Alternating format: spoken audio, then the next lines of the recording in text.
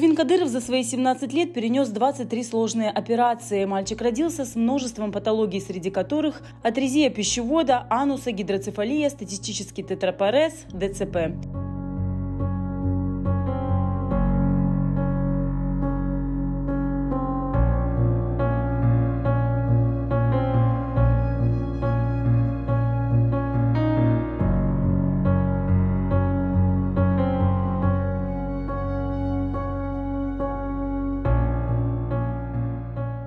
Каждый день Эрвин начинает с физических тренировок. Несмотря ни на что, парень продолжает мечтать и упорно идет к своей цели – встать на ноги. Ведь в этом году он стал студентом юридического факультета ТНУ. Получив высокий проходной балл, он поступил на бюджет, а демонстрируя хорошие результаты, уже получает стипендию. Сдал все экзамены.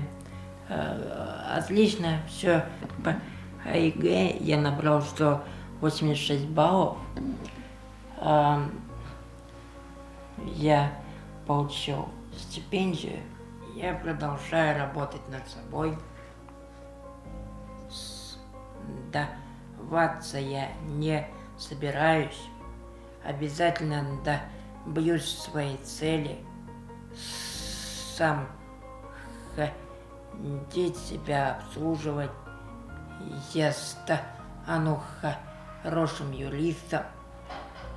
И обязательно буду полезен своему народу.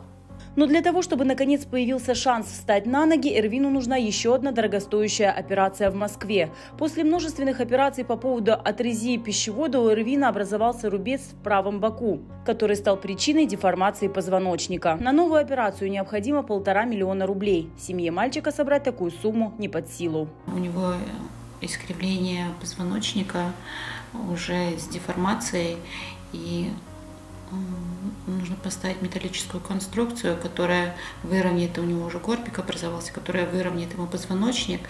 И все-таки врачи говорят, что он ходячий, просто вот эти вот патологии, вот эти проблемы ему не дают на ноги встать. Операцию материально мы, к сожалению, не тянем. Это 1,5 миллиона, которые нам нужно собрать. Все средства, которые я собираю, все идут на лечение Эрвинчика, на медикаменты, препараты, на реабилитацию, и поэтому я не могу оплатить, потому что я сама их воспитываю одна, это очень сложно. Еще будучи маленьким ребенком, Эрвин рассказывал, что мечтает стать президентом. Сейчас это стало его целью. Юрист – это как бы будущий президент. То есть ты не оставляешь свою мечту, ты мечтаешь стать президентом? Конечно, кто оставляет свои мечты на полпути. Как только необходимая сумма будет собрана, Эрвину сделают операцию, которая приблизит его к главную мечту – ходить самостоятельно.